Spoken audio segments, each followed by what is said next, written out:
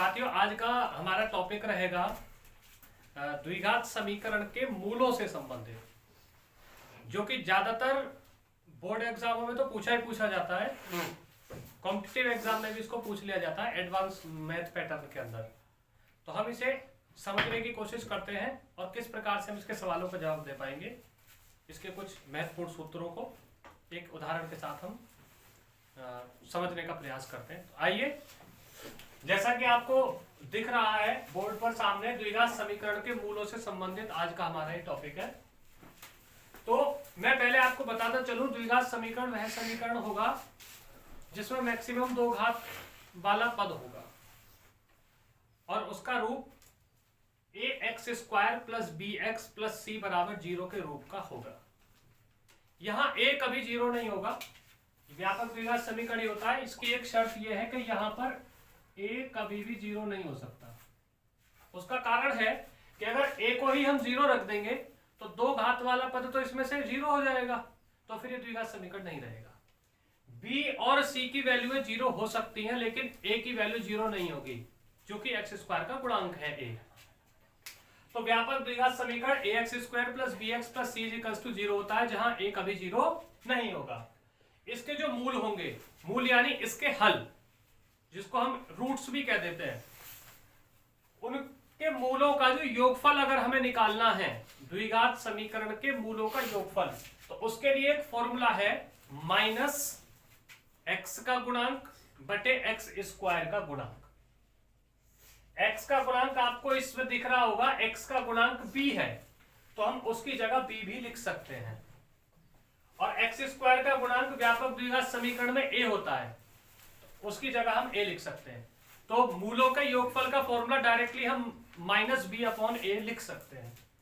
इसके बाद हमारा द्विघात समीकरण के मूलों के गुणनफल का फॉर्मूला, मूलों के गुणनफल का जो फॉर्मूला होता है वो होता है अचर पद बटे x² का गुणांक। यहां आपको दिख रहा होगा अचर पद यहां पर c रहेगा और x² का गुणांक a रहेगा, तो डायरेक्टली फॉर्मूला बन जाएगा गुणनफल का c/a। अब व्युत्क्रमों से संबंधित भी प्रश्न पूछ लिए जाते हैं। मूलों के व्युत्क्रमों का योगफल क्या होता है, मूलों के व्युत्क्रमों का गुणनफल क्या होता है।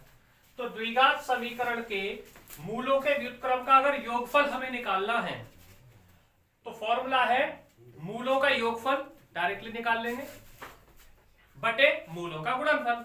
मूलों के योगफल में मूलों के गुणनफल से भाग कर दें तो हमें द्विघात समीकरण के मूलों के व्युत्क्रम का योगफल पता चल जाता है। द्विघात समीकरण के मूलों के व्युत्क्रम का गुणनफल कैसे निकलेगा, व्युत्क्रमों का गुणनफल, तो 1 बटे मूलों का गुणनफल, यानी जो मूलों का गुणनफल आएगा उसी का व्युत्क्रम कर दे तो वो गुणनफल का व्युत्क्रम आ जाएगा, मूलों के व्युत्क्रम का गुणनफल। एक प्रश्न के थ्रू हम समझने की कोशिश करते हैं सभी फॉर्मूलाओं को। एक सवाल है, द्विघात समीकरण है 5x² - 3x + 2 = 0। ये द्विघात समीकरण है क्योंकि यहाँ x² का पद है। हमने इसकी तुलना व्यापक द्विघात समीकरण से कर ली, ax² + bx + c = 0 से। जब इसकी तुलना कर ली तो हमें a b c की वैल्यू मिल गई। a की वैल्यू 5 मिलेगी, b की वैल्यू -3 मिलेगी और c की वैल्यू 2 मिलेगी। जब तीनों की वैल्यू मिल गई तो एक एक करके हम सीरियल वाइज इन सारे फॉर्मूलों को फॉलो करने की कोशिश करते हैं। योगफल का फॉर्मूला होता है -b/a, तो योगफल की जगह -b, b की वैल्यू हमारी -3 मिली है तो -3 बटे a का मान हमारा 5 है, 2 माइनस, जब ये ब्रैकेट खोलेगा तो प्लस बन जाएगा, यानी 3/5 मूलों का योगफल आ जाएगा। मूलों का गुणनफल जो कि फॉर्मूला है c/a, c की वैल्यू कंपेयर करने पर 2 आई है और a की वैल्यू 5, तो 2/5 मूलों का गुणनफल हो गया। मूलों के व्युत्क्रमों का योगफल अगर निकालना है तो व्युत्क्रमों के योगफल का फॉर्मूला ये रहा, मूलों का योगफल बटे मूलों का गुणनफल।